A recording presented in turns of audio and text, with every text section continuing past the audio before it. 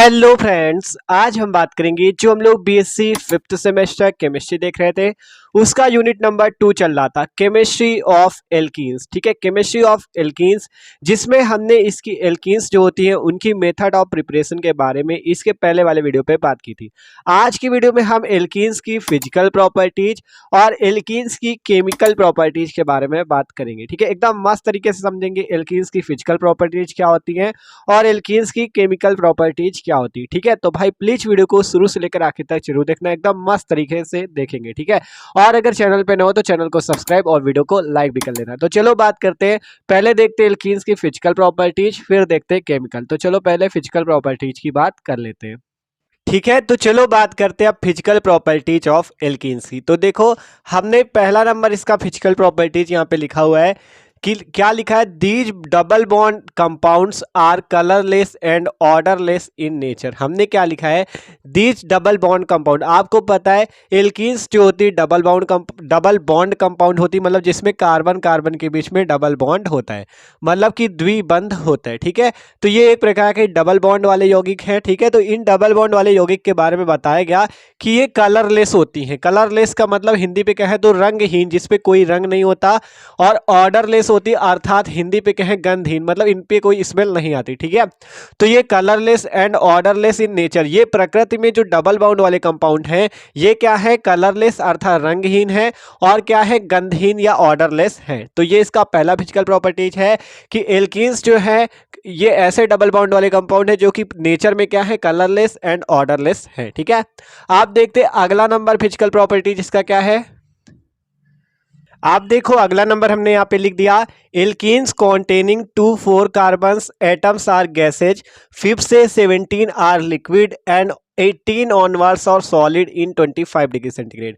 मतलब कि जो एल्कीन्स होते हैं उसमें जो कार्बन नंबर 2 से कार्बन नंबर 4 तक, मतलब जिसमें कार्बन 2, जैसे आपका कार्बन 2 वाला कौन सा होता है, CH2 डबल बॉन्ड CH2 जिसका नाम होता है एथीन। इसी प्रकार होता है CH3 CH double bond CH2 जिसका नाम होता है प्रोपीन। फिर होता है CH3 CH2 CH double bond CH2 जिसका नाम होता है ब्यूटीन। ठीक है, तो ये जो आपका एथीन, प्रोपीन और ब्यूटीन है ये क्या होते हैं, गैसेज होते हैं। देखो कहा गया एल्कीन्स, जो एल्कीन्स होते हैं उसमें 2 से 4 कार्बन तक, मतलब 2 कार्बन 3 कार्बन 4 कार्बन, जिसमें 2 कार्बन वाली एल्कीन, 3 कार्बन वाली एल्कीन और 4 कार्बन वाली एल्कीन जो होती है वो गैस होती है। ठीक है, आपसे कहा गया जो 2 कार्बन 3 कार्बन और 4 कार्बन वाली एल्कीन होती है वो गैस होती है, और 5 से लेकर 17 कार्बन तक, मतलब कार्बन 5 जिसमें 5 कार्बन हो और कार्बन 5 से कार्बन 17 तक के तत्व क्या कहलाते हैं, लिक्विड होते हैं वो। और जो 18 से ऊपर तक कहा गया 18 ऑनवर्ड्स, मतलब जो 18 से ऊपर तक के हैं वो क्या कहलाते हैं, सॉलिड है, अर्थात वो ठोस है। सिंपल सी बात यह है कि जो कार्बन आपके 2 से कार्बन नंबर 2 से कार्बन नंबर 4 तक के जो आपके एटम्स है वो क्या है, गैसेज है। कार्बन 5 से कार्बन 17 तक के आपके क्या है, लिक्विड है, और कार्बन 18 से ऊपर के जितने भी हैं वो क्या है, सॉलिड है। ठीक है, तो ये बात है आपके दूसरा नंबर फिजिकल प्रॉपर्टीज की कि 25 डिग्री सेंटीग्रेड पर जो मतलब कार्बन नंबर 2 से 4 तक के हैं वो गैस है, 5 से 17 तक लिक्विड है, और 18 के ऊपर तक के सारे सॉलिड है। तो ये बात है इसके दूसरे नंबर फिजिकल प्रॉपर्टीज की। अगला नंबर देखो इसका,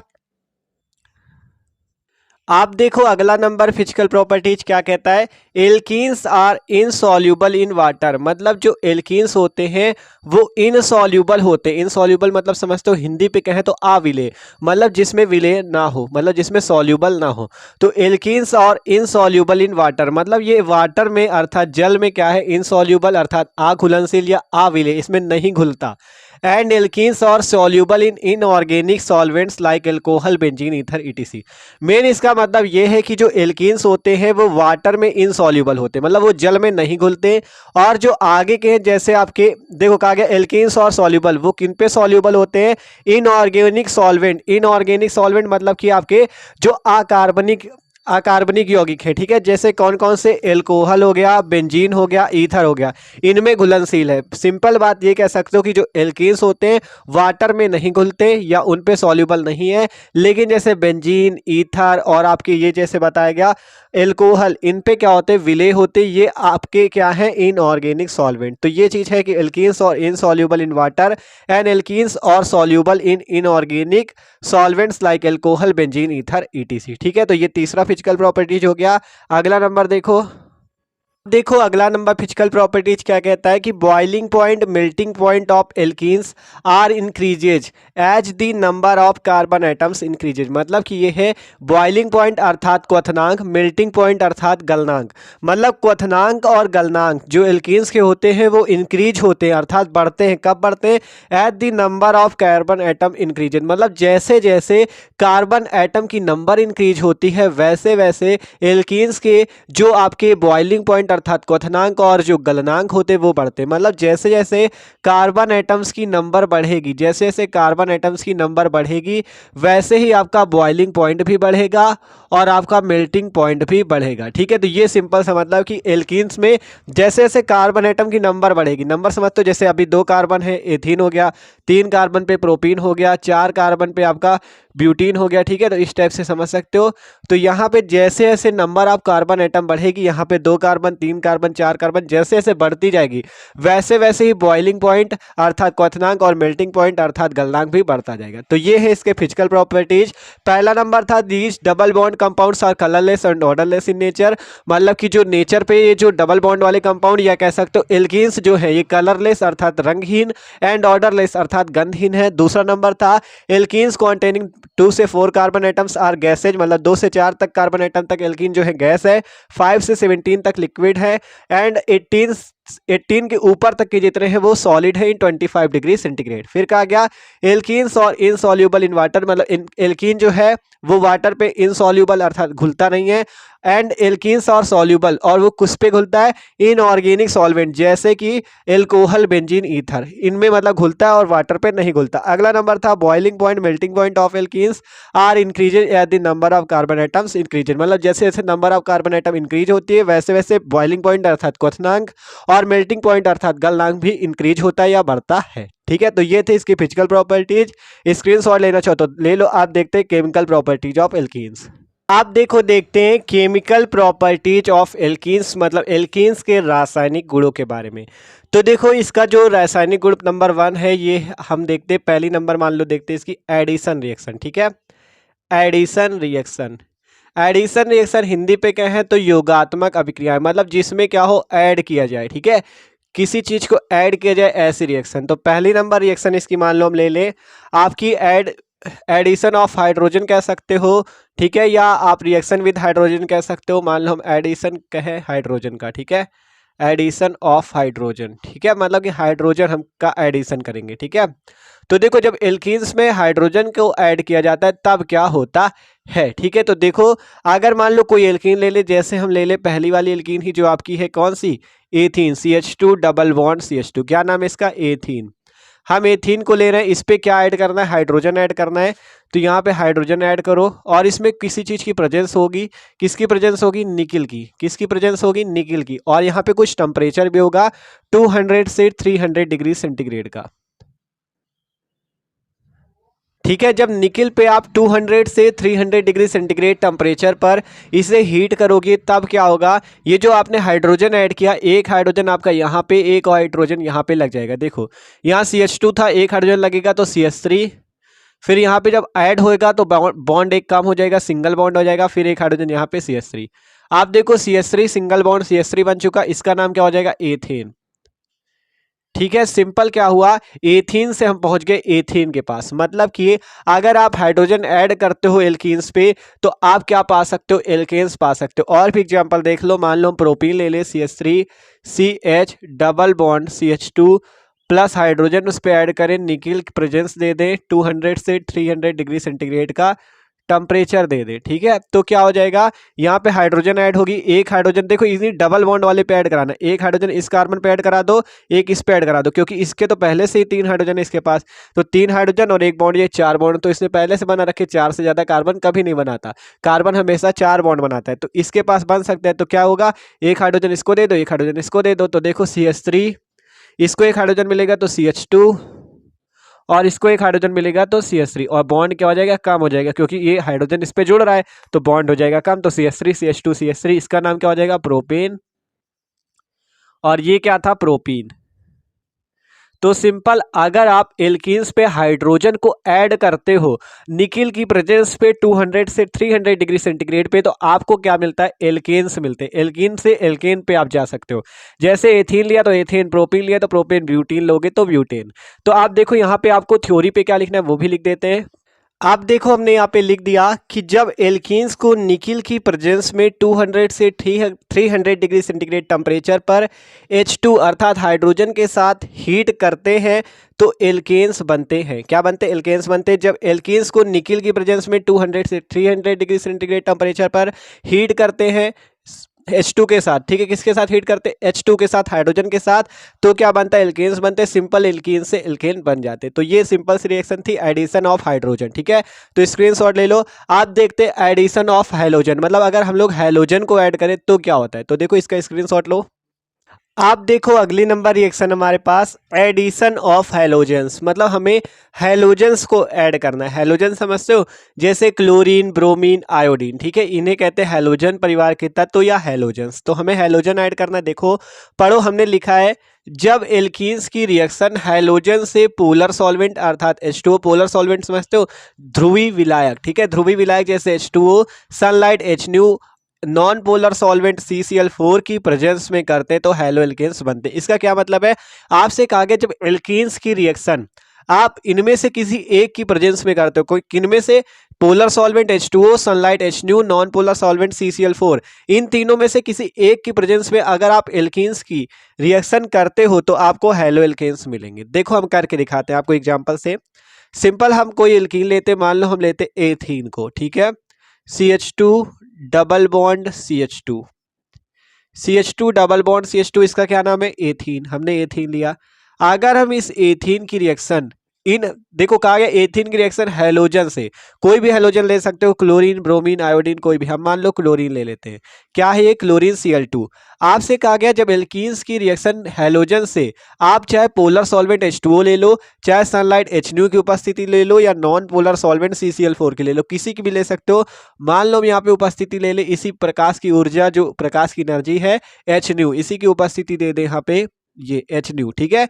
तो यहाँ पर से क्या होता है, हैलो एल्केन्स बनते हैं, ठीक है। हैलो एल्केन्स समझते हो, अभी पता चलेगा। देखो जैसे CH2 डबल बॉन्ड CH2 है, Cl2 ऐड करोगे, हैलोजन है एक प्रकार का, तो इसमें दो क्लोरीन है, एक क्लोरीन इसके साथ, एक क्लोरीन इसके साथ ऐड कर दो तो CH2Cl, CH2Cl, ठीक है, ये बनता है। ये एक प्रकार का हैलो एल्केन है, देख सकते हो, ये आपका एक प्रकार का हैलो एल्केन। एक Cl यहाँ लग जाएगा, एक Cl यहाँ लग जाएगा, इसका नाम क्या हो जाएगा, दो जगह क्लोरो है तो डाई क्लोरो, क्लोरो, और दो कार्बन तो एथेन।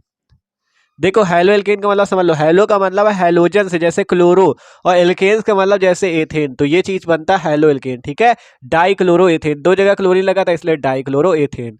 तो सिंपल अगर आप एल्कीन्स की रिएक्शन किसी भी हैलोजन से आप चाहे पोलर सॉल्वेंट H2O की उपस्थिति में करो, या सनलाइट HNu की उपस्थिति में करो, या नॉन पोलर सॉल्वेंट CCl4 की उपस्थिति में करते हो, तो आपको क्या मिलता है, हैलो एल्केन्स मिलते हैं। तो ये थी इसकी एडिशन ऑफ हैलोजेंस, मतलब अगर हम हैलोजन से रिएक्शन करते हैं तो क्या होता है, ठीक है। तो ये रिएक्शन भी इंपॉर्टेंट थी, स्क्रीनशॉट लेना चाहो ले लो। आप देखते हैं अगली रिएक्शन। आप देखो अगला number, chemical properties addition of hydrogen halides, मतलब कि अब हमें हाइड्रोजन हैलाइड्स को ऐड करना है। हाइड्रोजन हैलाइड समझते हो, जैसे हाइड्रोजन ये हो गया, हैलाइड का मतलब वही क्लोरीन, ब्रोमीन, आयोडीन। तो आप जैसे HCl ले सकते हो, HBr ले सकते हो, HI ले सकते हो, कोई भी ले सकते हो, चाहे Cl लो, चाहे HBr लो, चाहे HI लो, ठीक है। आपको एल्कीन्स पे HCl, HBr या HI की रिएक्शन करनी है। तो देखो करते हैं सिंपल। मान लो हम पहला ही एल्कीन ले ले, कौन सा था हमारा, ethene, CH2 double bond CH2, ठीक है। तो हमने ले लिया CH2 डबल बॉन्ड CH2, नाम है एथीन। इसकी रिएक्शन कर रहे हैं, मान लो कि HCl, HBr कोई भी ले सकते हो आप, मान लो HCl ही ले ले, या HBr आप लेना चाहो HBr ले लो।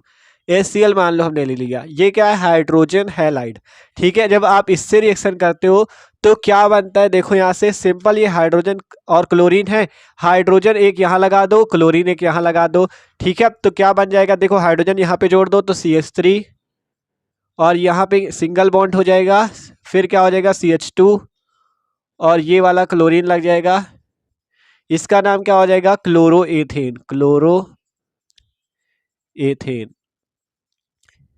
ठीक है। क्लोरो एथेन IUPAC नाम होता है, सिंपल नाम लिखना चाहो तो एथिल क्लोराइड, ठीक है, एथिल क्लोराइड। ये इसका नॉर्मल नेम या सिंपल नेम होता है, क्लोरोएथेन इसका आईयूपीएसी नेम होता है। ठीक है, तो सिंपल ये एथीन था, ये है हाइड्रोजन क्लोराइड या हाइड्रोजन हैलाइड। हमने जब एथीन पे हाइड्रोजन हैलाइड को ऐड किया तो हमारा क्या बनता है, क्लोरोएथेन बनता है। आप यहाँ पे सिंपल लिखना चाहो तो लिख भी लेना थ्योरी पे कि आप मतलब कि एथीन को जब हाइड्रोजन हैलाइड से रिएक्ट करते हैं तो हमारा क्या बनता है, हेलोएल्केन्स बनते हैं, जैसे क्लोरोएथेन बना। ठीक है, तो ये केवल एथीन पे होता है, जैसे एथीन की HCl रिएक्शन कर दी तो हमारा क्लोरोएथेन बन गया। लेकिन अगर हम प्रोपीन ले ले, CH3 CH double bond CH2 और यहाँ पे हम कोई हाइड्रोजन हैलाइड ऐड करते हैं तो अब क्या, आप कैसे रिएक्शन करोगे? आपको देखो जैसे CH3 CH double bond CH2 है, अभी क्या था, आपने एक हाइड्रोजन इसको दे दिया, एक क्लोरीन इसको दे दिया, मस्त तरह से हो गया। लेकिन जब इस टाइप की एल्कीन आएगी, इन्हें कहते हैं अनसिमेट्रिकल एल्कीन्स। ठीक है, अनसिमेट्रिकल एल्कीन्स। और ऊपर ये जो थी इसे कहते हैं सिमेट्रिकल एल्कीन्स, सिमेट्रिकल एल्कीन्स। ठीक है, ध्यान से समझो, सिमेट्रिकल एल्कीन्स का मतलब होता है सममित एल्कीन और अनसिमेट्रिकल एल्कीन्स का मतलब होता है असममित एल्कीन। सममित एल्कीन ऐसी एल्कीन्स होती है या सिमेट्रिकल एल्कीन्स ऐसी एल्कीन्स होती हैं जिसमें अगर डबल बॉन्ड को यहाँ पर देखो, इस डबल बॉन्ड को देखो तो डबल बॉन्ड के दोनों तरफ एक ही कंपाउंड जुड़ा हो। जैसे देख सकते हो डबल बॉन्ड के इधर भी CH2 है, इधर भी CH2 है। अगर आप इसे सिंपल बनाना चाहो तो ऐसे बना सकते हो, देखो CH2 डबल बॉन्ड CH2 जो है इसे ऐसे बना सकते हो, ये CH2 डबल बॉन्ड CH2, ये आपका क्या है, यही तो है ethene, CH2 double bond CH2। तो ये सिमेट्रिकल एल्कीन होगी। लेकिन अनसिमेट्रिकल कौन सी होगी, जैसे ये CH3 CH double bond CH2। देखो आप इसे ऐसे बना सकते हो, डबल बॉन्ड को केवल देखो यहाँ पे C डबल बॉन्ड C, देखो ये डबल बॉन्ड है, इस वाले कार्बन से दो हाइड्रोजन है, एक हाइड्रोजन ये आया, एक हाइड्रोजन ये आया। देखो इस डबल बॉन्ड की बात कर रहे हैं, कार्बन कार्बन, एक हाइड्रोजन ये जुड़ गया, एक देखो इस वाले के, ठीक है, दो हाइड्रोजन लगे तो एक हाइड्रोजन ये जुड़ गया, एक हाइड्रोजन ये। अब इस वाले कार्बन पे क्या क्या जुड़ा है, एक H जुड़ा है, एक CH3 जुड़ा है, एक H जुड़ा है, एक CH3 जुड़ा है। ध्यान से देख लो, इस पे बात कर रहे हैं, यहाँ पे इस कार्बन की पहले बात हुई तो इससे दो हाइड्रोजन जुड़े थे, एक ये एक ये। इस वाले कार्बन की बात हुई तो इससे एक हाइड्रोजन एक CH3 जुड़ा है।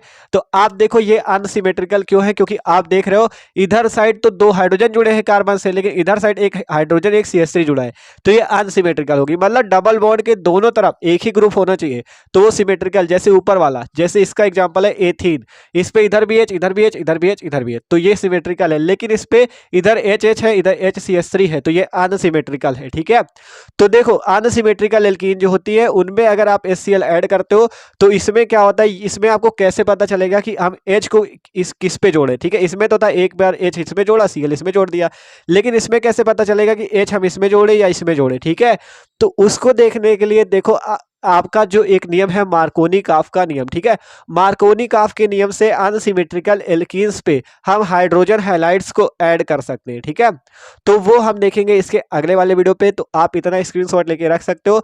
आप मिलते हैं इसके अगले वाले वीडियो पे जिसपे हम देखेंगे मार्कोनी काफ का नियम, और उससे हम क्या करेंगे, अनसिमेट्रिकल एल्कीन्स पे हाइड्रोजन हैलाइड को ऐड करके हम क्या कर सकेंगे, हम उसकी रिएक्शन करा सकेंगे और हमें ये पता चलेगा कि हाइड्रोजन कहाँ ऐड होगा और ये जो क्लोरीन है ये कहाँ ऐड होगा। ठीक है, तो मार्कोनी काफ का नियम मोस्ट इंपॉर्टेंट है। तो मिलते हैं इसके अगले वाले वीडियो पे। ठीक है, तो okay, thanks for watching this video, और चैनल पे न हो तो सब्सक्राइब कर लेना, और वीडियो अच्छा लगा हो तो लाइक जरूर कर लेना। ठीक है, डिस्क्रिप्शन पे प्लेलिस्ट मिल जाएगी आपको BSc 5th सेमेस्टर केमिस्ट्री की, सारे वीडियो जाके चेक कर सकते हो।